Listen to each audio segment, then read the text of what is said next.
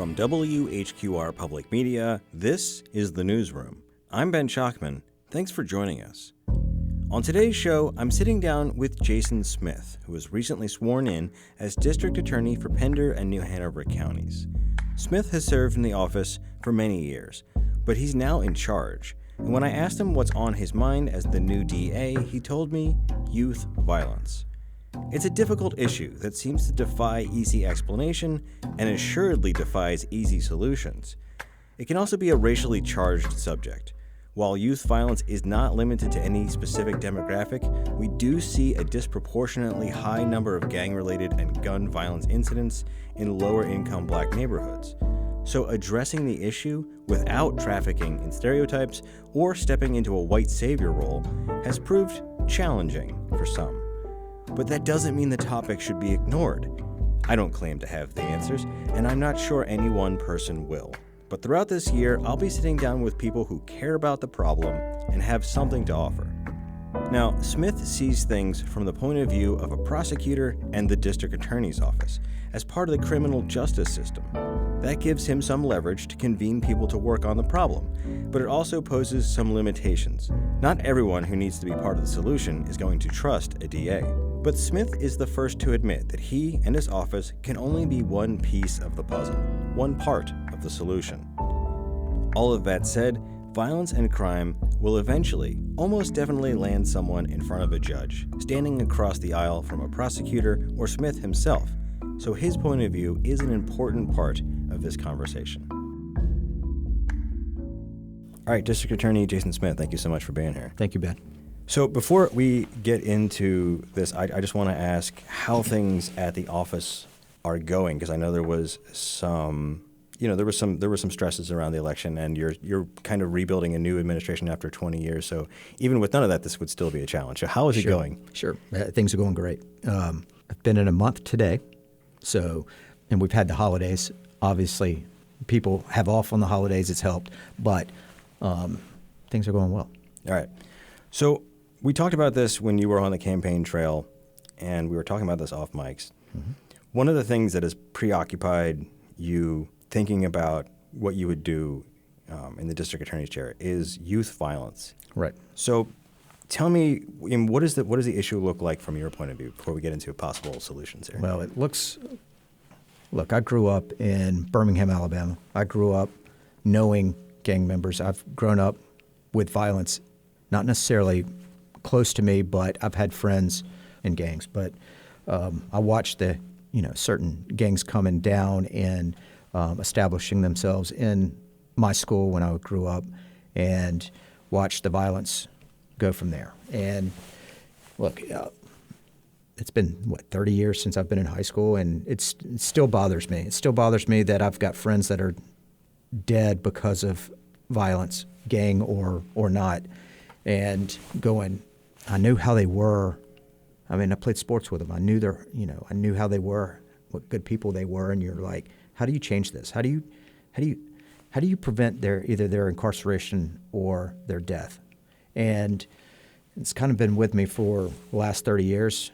I mean, even as an assistant DA, you think about those things, but not a policymaker. And I'd meet with people as an assistant DA. You're kind of reacting to the cases, and I've had homicide cases. I've had violence cases resulting from gangs and youth violence, and at some point you get tired of talking to moms of the deceased or seeing the families of a defendant that you're trying to incarcerate because of their violent act, and it kind of gets to you. So now that I am the DA, it's been on my mind of what kind of efforts or initiatives can we put forward as the DA's office, and that has turned into youth violence. And I've kind of informally called it the Youth Violence Initiative, and I've already started meeting with people in the public about how do we prevent kids from committing violence and being victims of violence. So we're not just talking about young adults who might be on the wrong track. We're talking about an uptick. We don't have hard data, but it appears to be an uptick in children arrested with a firearm, or children involved in a firearm-related crime, or in situations that, an adult would immediately be looking at some prison time. Sure, absolutely. Look, we've raised the age in juvenile, and I think that's been a good thing. We've had some law changes here recently where, depending on the crime, they still get charged as an adult for 16 and 17-year-olds. But in the last year, and I don't have the hard data, and we've just finished up the year, so we'll get that data. I'll come back to you talking about the data. But we have seen an uptick in weapons possessions by, when we talk youth, I'm talking really juveniles. We've seen an uptick in juvenile crime. We've seen an uptick in juvenile gun possessions and the use of the guns. So that's one of those things you're like, what's causing this? As a prosecutor and a dad of 4, and I'm like, what is causing this uptick, and why? Why? What's causing it? Why? And how do we counter it? So I know one part of this, and maybe this is the easiest part, as difficult as this issue might be, is the physical guns themselves. Mm-hmm. We'll talk about we'll get to the behavior in a moment. Right. But, you can't be arrested as a juvenile with a gun if you can't get your hands on a gun. Right. So what are some of the pathways that are We're seeing a lot of youth being in possession of stolen firearms. So they may not be stealing them. I mean, look, there's a black market for guns. It has always been a black market for guns. There probably always will. But where are they getting the guns from? And they're being stolen from somebody. And then passed around or sold around. So one of the things is part of this initiative is talking to the public at large going, hey, lock up your guns. I mean, why are you leaving your gun in a vehicle? Why are you leaving it, out in your house? And why aren't you locking it up in a safe? We have a duty, and I'm a Second Amendment guy. I've carried, I carry a gun, but you have to be responsible with that gun. And part of that responsibility is locking it up, making sure it's safe so nobody else can get to it. Look, if they have a cutting torch and they're cutting through your safe, I get that. You've done your due diligence, but that's not what's happening.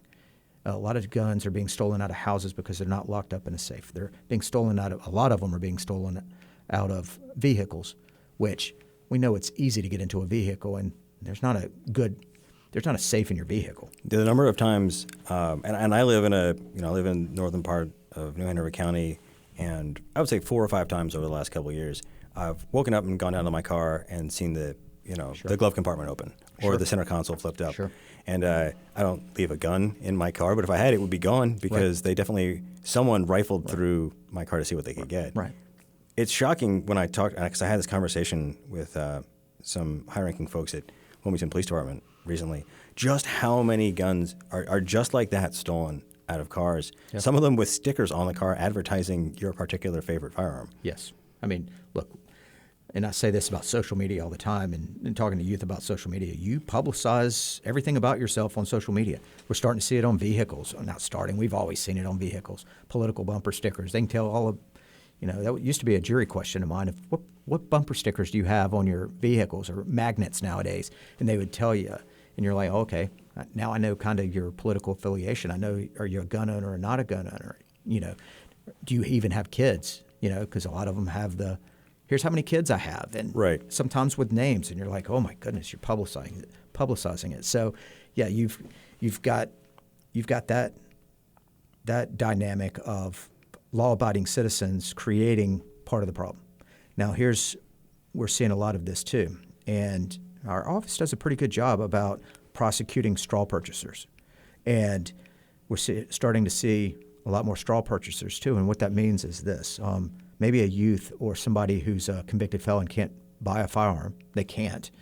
So they're using somebody who legally can purchase a firearm, and they're using that person to purchase them a firearm and then hand it straight to them.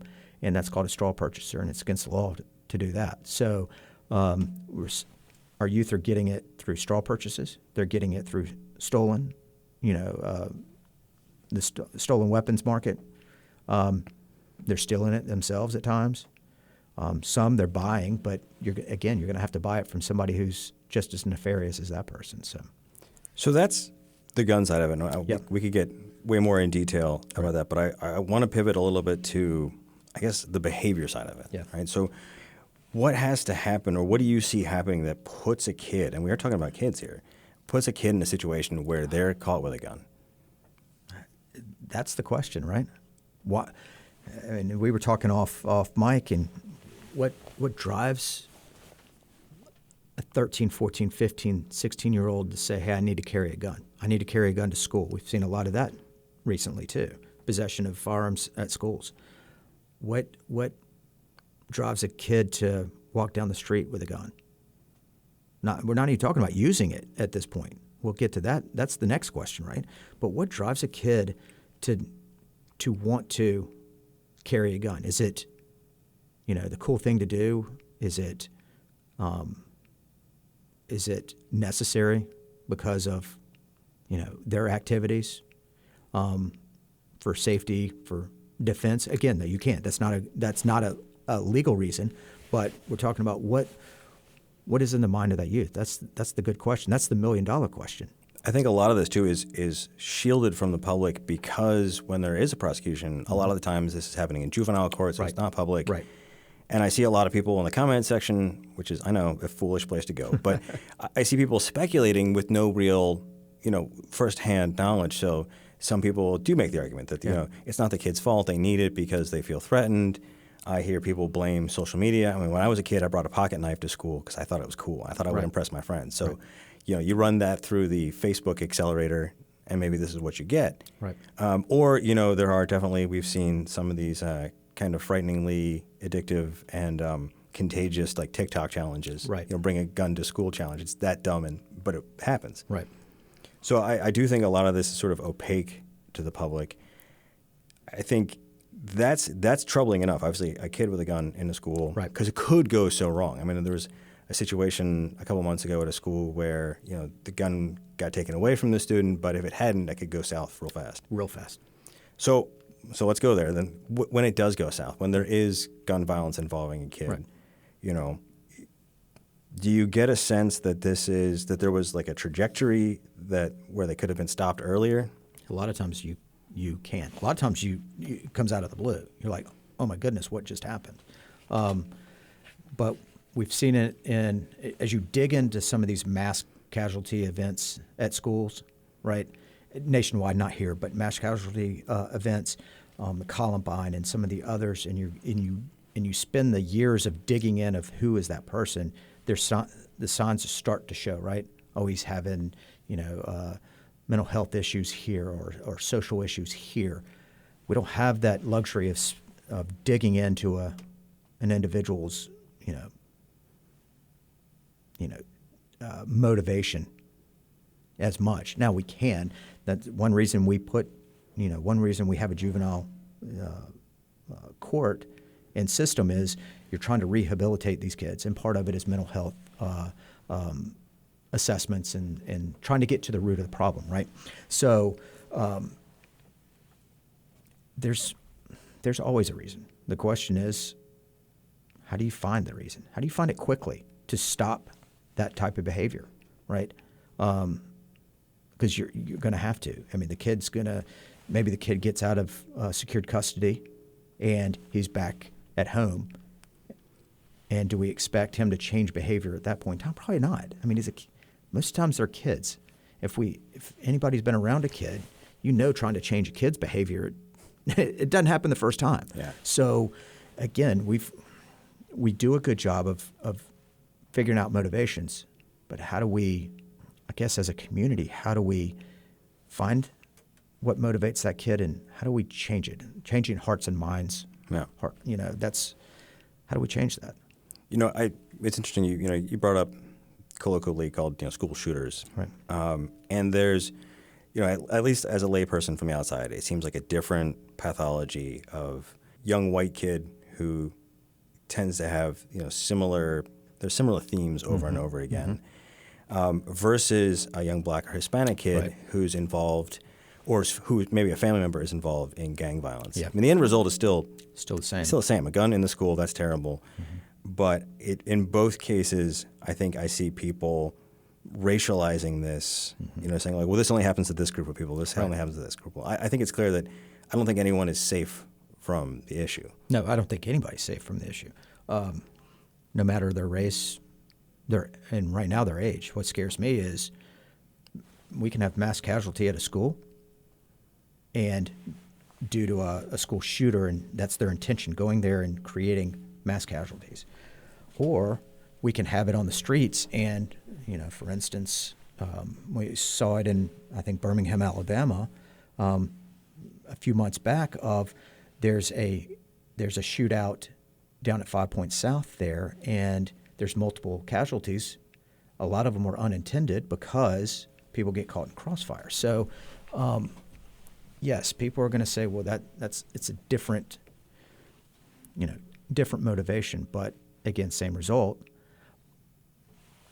But when the kids use a gun, I mean, it's an intentional act of you, A, loading the weapon, B, pointing a weapon and you pulling a trigger, and you having that desire for the consequences when you pull that trigger. And that's kind of, whether it's a school shooter, whether it's a gang-related act, whether it's a non-gang-related, just your maturity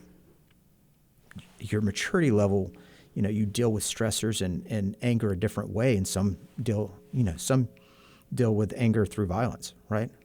They just get angry and say, I want to lash out, and now you're lashing out with a gun instead of a knife back in the day, or your fist, you're lashing out with a gun. It's what motivates that child to pull that trigger. That's what kind of where my heart goes to, is what motivates it. Because if we can figure out what motivates, can we stop it?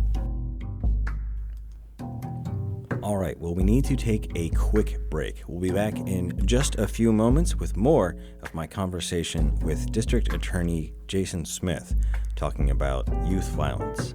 I'm Ben Schachtman. You're listening to The Newsroom. Stay with us.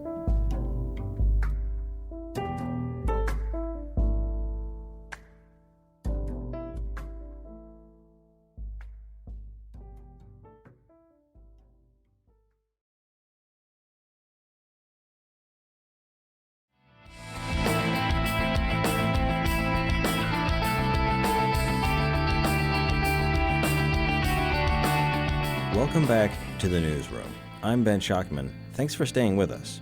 I'm speaking today with District Attorney Jason Smith. We're talking about the difficult but important to tackle issue of youth violence.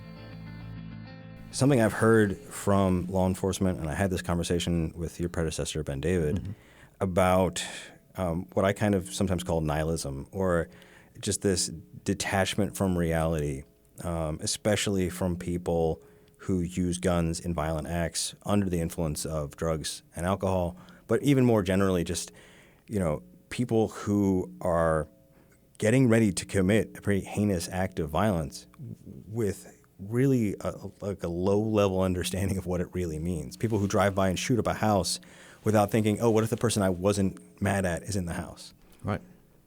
Nihilism. No hope and purpose, really. And that seems to me like, if you want to put this all under one umbrella, it's that there's some kind of hopelessness. There's some kind of, underlying issues that, right. And I think those are the things, if you want to change hearts and minds, you say, like, those are the things you can diagnose. Because by the time the kid's in the school with a gun or in the public place with a gun, as a district attorney's office, really all you can do is pick up the pieces and prosecute and figure out what to do. So right. if we're talking about how do we catch this earlier on before it metastasizes, we have to give hope and purpose, right? No. And that's even to adults. I mean, I've seen adults walk into court, whether it's drugs or alcohol, or they just have no hope, and they feel like they have no purpose, and that's for an adult who's lived a life, and have a little bit of maturity level to them. Imagine a 15-year-old that believes that they have no hope and purpose in life, and that's kind of where we're at. From where you've spoken to people and you're seeing that, I'd love to talk to the kids and say, tell me, do you have hope that one day you're going to have a successful life? And they would say, well, what's successful? I mean, but I think what we have to do is, A, get to the bottom of it, is Why are they thinking what they're thinking? Do they have hope? Do they have purpose? And if they don't, how do we give them hope and purpose? I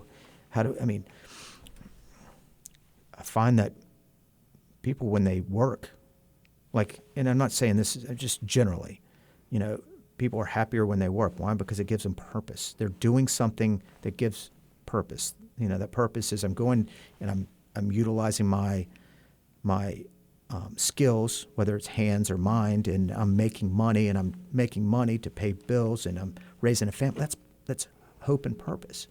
But you get a kid that says, you know what, I don't believe I'm ever going to, make it out of my neighborhood, or I'm never going to make it out of school, or I'm never going to. Does that drive to nihilism? And then, well, if I have no hope and purpose, then maybe it's easier to commit violence. Yeah, I think economics is one piece of this puzzle. Mm-hmm. That if this community or our communities, because there's more than one, is going to deal with this, economic inequality is one of them. Mm-hmm. I remember being a very young man working in a restaurant. I started at $6 an hour, and I made the mistake of doing the math. I literally did it on the back of a cocktail napkin. I did the math, and I said, if I could live rent-free and only ate and drank at the restaurant, and that was it, I could make my first $1 million by some time around my 80th birthday, depending on inflation, and if I kept getting, like a quarter raise every year. Right. It was a pretty hopeless moment. Right. And then the solution for me was, okay, maybe I shouldn't stay as a burger flipper. Maybe I should aspire to more. Right. But I definitely know, and I think a lot of people can remember a time in their life when economics alone made them feel pretty hopeless. And I've definitely talked to people who think, the answer, not to solely focus on one thing, but for example, gang violence in the inner city, in low-income black neighborhoods, low-income Hispanic neighborhoods, the lack of hope, right, that you could get out of that economic, hole is a huge motivator. Because why? I mean, first of all, it makes earning money illegally through the drug trade very glamorous. Mm-hmm. It feels like a cheat code for a video game. Mm-hmm. That now all of a sudden you have the things that your maybe family who've worked legitimate jobs don't have. Right. But it also feels like, the system is, set up against you and you're going to fail. So that feels like part of it. I've never been convinced that that's the entire answer. I don't know if that's the entire answer either, because I still see people living in the same place they were living in before they, committed violence to get money or to, illegal drug trade to get. Or some even have a job, right? And they're still doing the same thing, and they're still living in the same place. And yes, I believe the economics has a part in it. I don't believe it's this. It's something in the.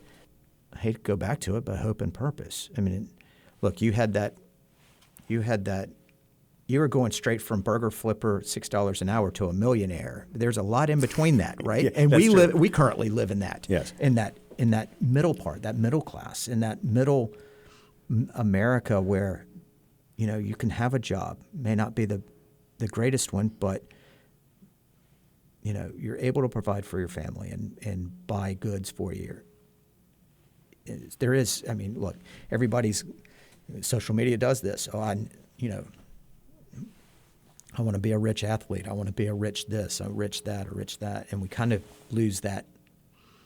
We lose that focus on, that middle class. Sure. life. I mean, if you're setting the bar for personal success as, a global platinum selling artist, right, or, an Olympic athlete with endorsement deals out the wazoo, right, then it's going to, the deflation of not living up to that over and over again is going to be pretty tough. Yeah. I mean, that happens. I mean, look at all kids. I told you I have 4 kids. One of them works, for minimum wage, and she's like, oh, I can't do anything with this. And I'm like, you can. Right now, for your age, you can buy a pair of shoes. If you want to buy a pair of shoes, you can put gas in your car. Yeah, you're not buying a mansion, and you're not, going on, eating out every night, but it gives you something. I do remember the first time I bought someone else a beer with my own money. Yeah. That was kind of nice. It's kind of nice, yeah. I get what you're saying about that. I also wonder, when it comes to some of the motivating factors or aggravating factors, and we're getting into angry grandpa shaking our fist territory, but we got to do it because I think there's been some pretty bipartisan agreement that social media can be extremely toxic, and that's on a good day. Right. So you take someone who's in maybe a despondent place because of some of these socioeconomic reasons, or maybe they've got a troubled home life, or maybe they've got a mental illness. Right. Or maybe some combination of all of those. And then you strap this thing to their face for 20 hours a day. Yeah. I mean, does this actually come up as part of your review of cases, or is this just sort of in the environment?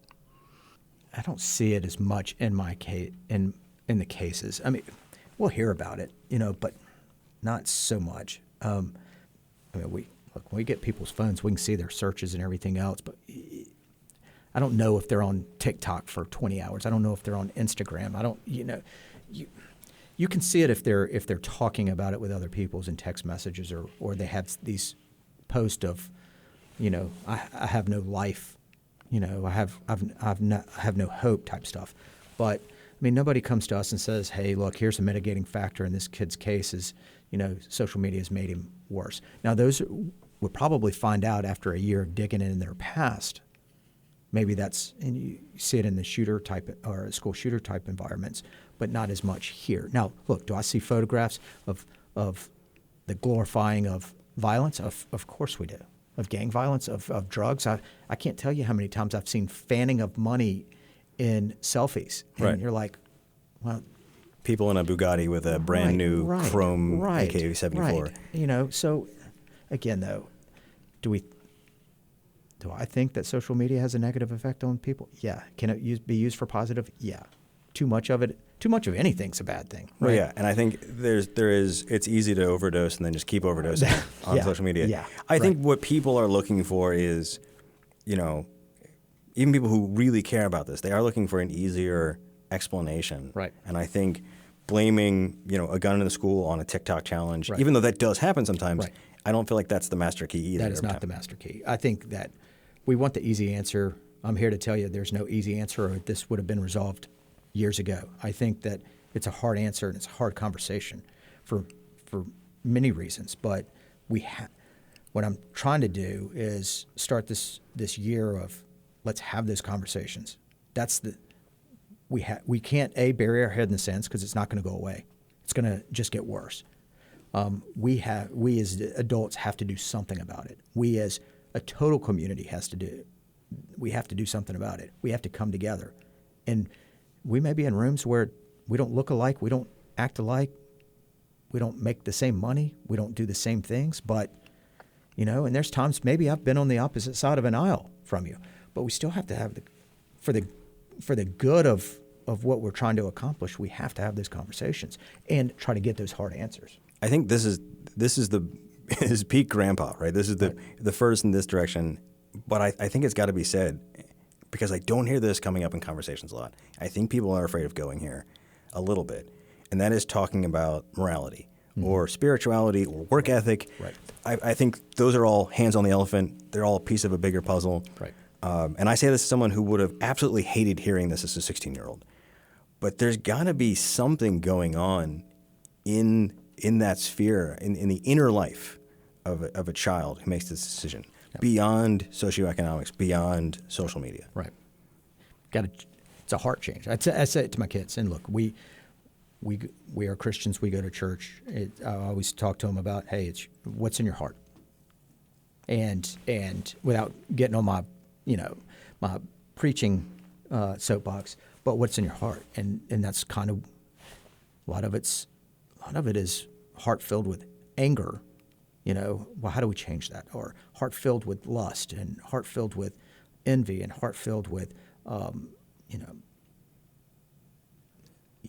the pursuit of money, and something is filling your heart. There's like 7 of them, I feel like. Right. Yeah. I wasn't going to go down. Yes, but something is going to fill your desire in your heart. What is that going to be? And that's kind of what when you say change hearts and minds, it didn't say get your heart and mind. Right. It says change your heart and mind, because something is in your heart driving you. Something motivates us every day. What is that? Is it for good or is it for bad? And that's kind of where I want to have this tough conversations with people of how do we change the hearts and minds of those that have no hope or have no purpose or have a heart filled with something that is not productive for this community. And that's kind of where we're at. So the reason I bring this up, and I hear this from people like you who have a Christian background, from people who come at it from a philosophical background. Right. I think these are all, legitimate, thoughtful ways to get at the issue. I think what's important is that you're talking about a child's heart and mind, right? So when we're talking about socioeconomics, there's economic development programs, there's school to job programs, there's scholarships, there's all kinds of stuff we can do in that space. Social media, Josh Stein and every other former attorney general can sue Meta until they're blue in the face. Mm-hmm. But if you're talking about that level, I feel like we're at a deeper level than an economic development coordinator or a school resource officer or anyone else is going to get to. Right. Here we're talking about family and church and community groups, and I haven't seen them as involved in these conversations as much as I have like law enforcement and economics. Right. And stuff. Well, you remember for the last however many years been implemented this 5 arms of the starfish, and I'm taking it and kind of running with it. We have, let's start with it, government. That's me and police and other, maybe county government, or so you have that. You have education, meaning your SROs / teachers and your educators. Then you have your nonprofits, and we see those. And there are great nonprofits out there that try to tackle this, but they're trying to tackle it alone. Then you have your faith-based community and your business community. And that's kind of where we haven't seen our faith-based community as much in this realm. Guess what? I'm going to be calling them to the table going, hey, who can get in most families' homes? Usually a pastor of some sort. Whether you're a church member or a member of any religious affiliation, usually those people can get into a home and really talk, with families. Because they have trust, right? People trust a pastor, and I'm not sitting here again, whether it's your Christian faith, Islamic faith, or another faith. It's all faith-based communities of let's get in and let's try to again change hearts and minds.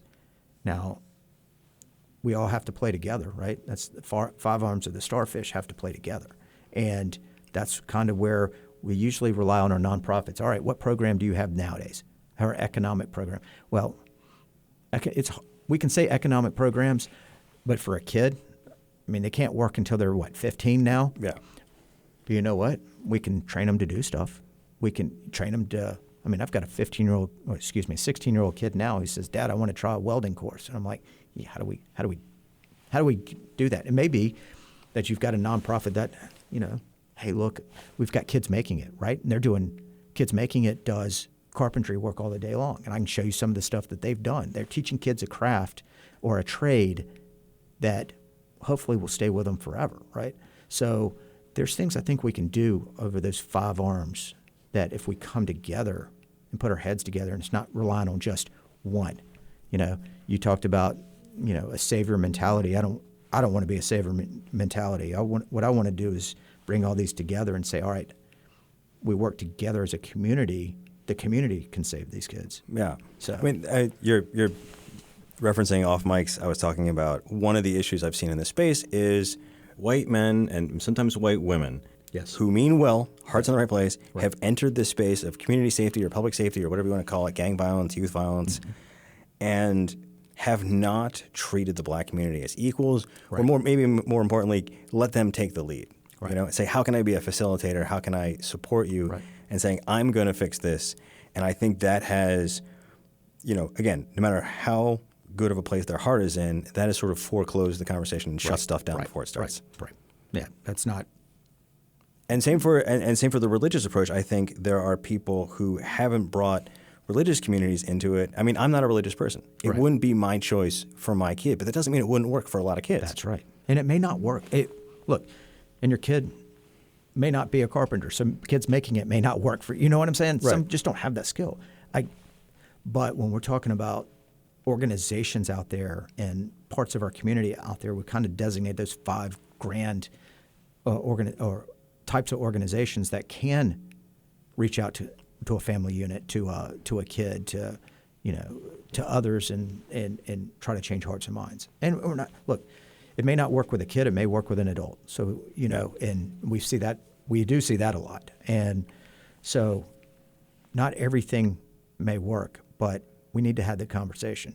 I guarantee there's some faith-based leaders in there, because I've been to funerals, that have known the kids or known the adults who they knew them since they were in their teens, and they knew their troubles.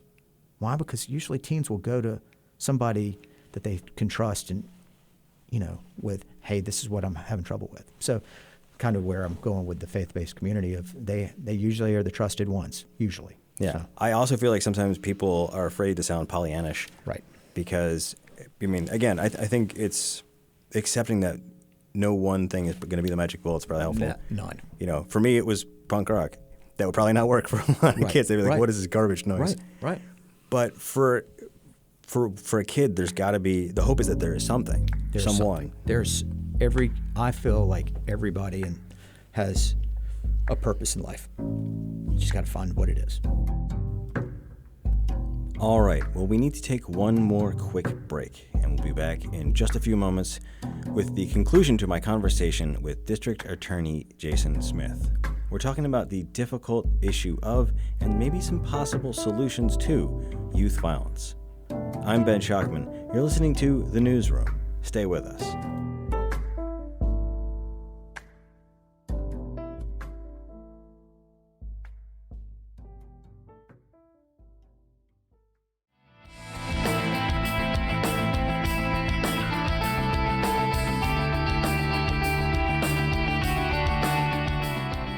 Welcome back to The Newsroom. I'm Ben Schachtman. Thanks for staying with us. You've been listening to my conversation with District Attorney Jason Smith as we work our way through the issue of youth violence. In this last segment, we talk about who else should be at the table and what role the District Attorney's Office can play. So here's my question for you as District Attorney, because the District Attorney's Office has a bit more discretion and a bit more flexibility than just, law enforcement officer on the street. Right. I feel like a lot of cops, they're given a hammer and asked to fix a lot of problems. Right. And the more we ask our deputies and our cops to be mentors and social health workers and first responders, and again, we're mostly just giving them a hammer with some rudimentary hammer training. Right. That's a tough situation. You've got a little more leeway, but you are still part of the criminal justice system. That's right. So what are the limitations that you... Well, the limitations is I can't save the world, right?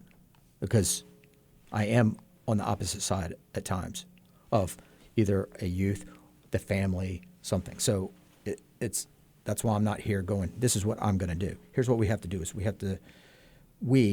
what I can do, because let me tell you, as a DA, I see two counties right now, and I can see it from, a mile above it and say, oh, I'm seeing a trend up here in Pender. I'm seeing a trend downtown. I'm seeing a trend at the beach. I'm seeing a trend in this high school or this high school and this high school. So I kind of see, and I talk to every law enforcement agency in our jurisdiction. So I kind of see it all. So I'm kind of one of the only people that is able to see it all, right? Because you have different governments. They may not be talking as much about the trends, at least in the public safety realm. So if I can say, hey, this is what we're seeing, here's the trend we're seeing. Gun violence here, maybe it's downtown or maybe it's at the beach, or if I can say, here's the trends I'm seeing and here's what we're being involved with, who can we bring in? And it's easier when you're the DA to call somebody and say, hey, we need help on this, right? We need help on this for crime prevention. We need help on this. Will you come to the table and let's try to help? It's a little bit easier. So what I see, my limitations are I can't do it by myself. There's not the trust factor, like I said, most people trust the pastor. Most people do not trust A, an attorney, and B, the DA, right? So we're coming in behind, the eight ball on that one. However, what we're good at doing is building teams and building people and groups and efforts, and that's kind of where I see it happening. Spearhead the effort and bring them together to the table and say, hey, Here's what we got. Here are the trends. By the way, here's the stats. Yeah. And how do we solve this? What are your ideas? And what are your ideas? And what are your ideas? And say, all right, how do we bring all these people together for the common good? If we don't do anything, it's going to continue to get worse. I'm sorry, it is. So that's kind of where I see myself and my office. So I know there's been sort of two iterations of this. There was the True Colors approach and the Port City United approach. Mm-hmm. Yeah, is that worth another try, set up a different way? Probably in a different way. I've told you this on and off, Mike. I don't agree with active gang members being used as mentors, because you are still, I believe, you're serving two opposed communities, right? You're trying to stay loyal to your gang organization, but you're also trying to stay loyal to your community. And I think it's hard to serve two bosses. Can't do it, right? So I think that needs to change. I believe that's why True Colors really failed, and I believe that's why PCU failed. What does it look like? I think we need to come to the table and have that conversation of what does it look like without that. And I'm sure somebody in the United States has tried something different, and it's working. We need to find who those are. Yeah, I think some of the people I heard from in the black community after PCU was defunded focused more on the fact that the program had gone away and less than maybe I would have on some of the flaws in the program. Right.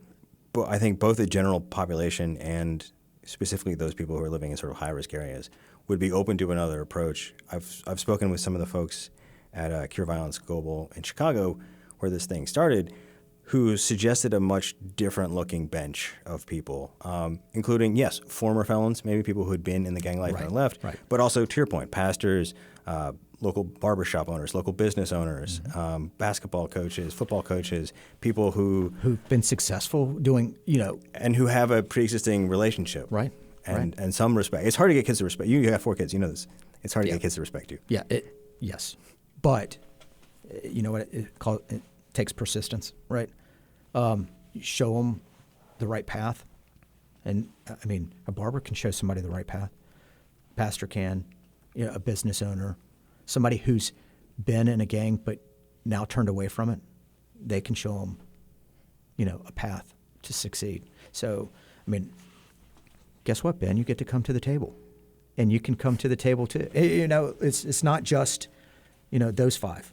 So, I think we need to take a look at something different that's not PCU and not True Colors. And I've said it, and I'll say it to anybody that asks, we need to bring something. What is it? What it looks like, I don't know yet. But yes, we need to fill the void. So here's my last question, because I think at the broadest level we're talking about whether you call it public safety or community safety, and I keep asking people what that means to them. Mm-hmm. And I don't mean this disrespectfully to those people. I think everyone has their own definition. Right. So I think it's just interesting to hear from people what they think of when they hear those words. So what do you think of when you hear of public safety? Well, I think some people think of public safety as I'm safe and my personal safety of me and my family. As the DA, when I think of public safety, I'm tired of having conversations with parents of anybody that's been killed. I'm tired of looking over the aisle and seeing a defendant, old or young, and their families behind them. When we're talking about public safety, is being able to walk down the street and not have to worry about, am I going to get mugged? Am I going to get killed? Am I going to get raped? Am I going to get kidnapped? Am I going to be approached by somebody trying to harm me or selling drugs? Or public safety is, I want to be able to live in my house without a drug dealer sitting on the corner, a block down, and worry about who's coming in my neighborhood to buy the drugs, or who's coming in the neighborhood to take over this territory because I live in that territory. So public safety for me is less personal. It can be personal. I'd love to walk down the street and not have to worry about those things, but mine is less personal. Mine's more for the common good, the common everybody, the common community. It's cliche, but that's kind of how I see it.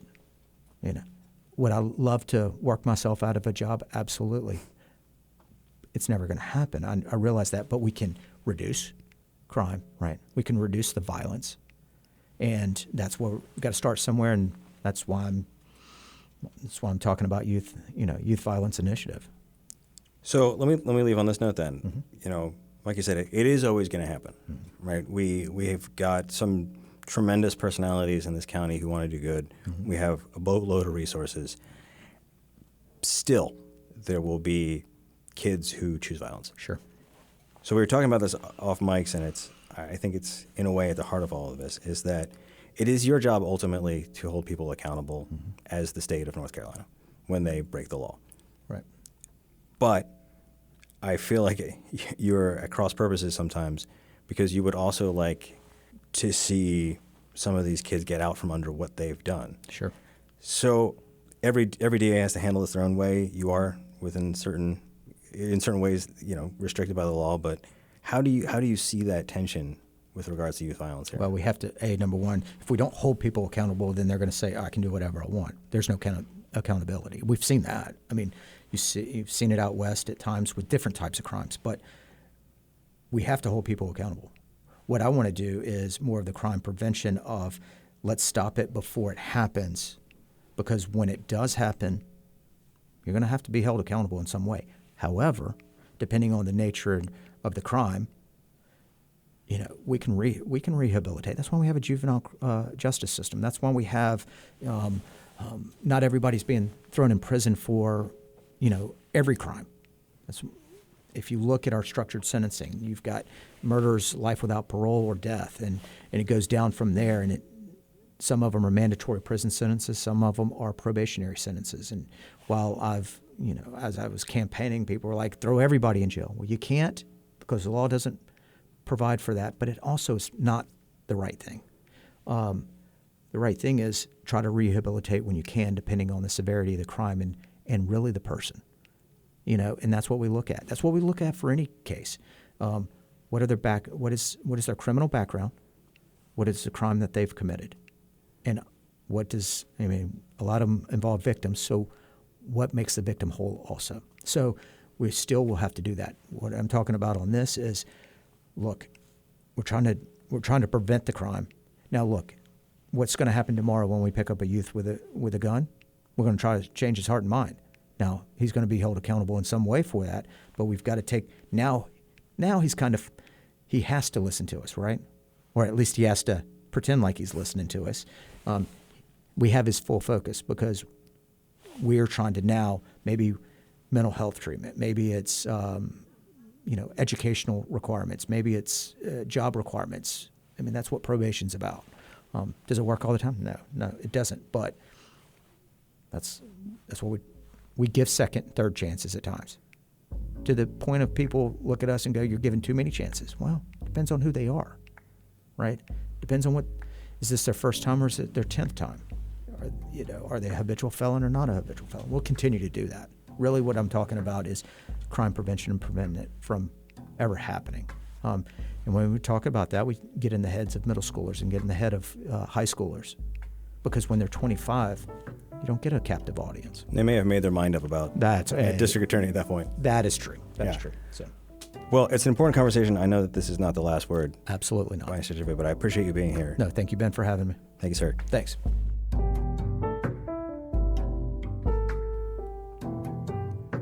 All right. Well, that's all the time we have for this episode of The Newsroom. Thank you to my guest, District Attorney Jason Smith, and to WHQR's Ken Campbell for technical support. If you missed any part of this show, you can find it at WHQR.org or get the show as a podcast, pretty much everywhere you can find podcasts. If you have thoughts or comments about today's show or ideas for a future show, email us at newsroom@WHQR.org. I'm Ben Schachtman. Thanks for listening, and I hope you'll join us for the next edition of The Newsroom.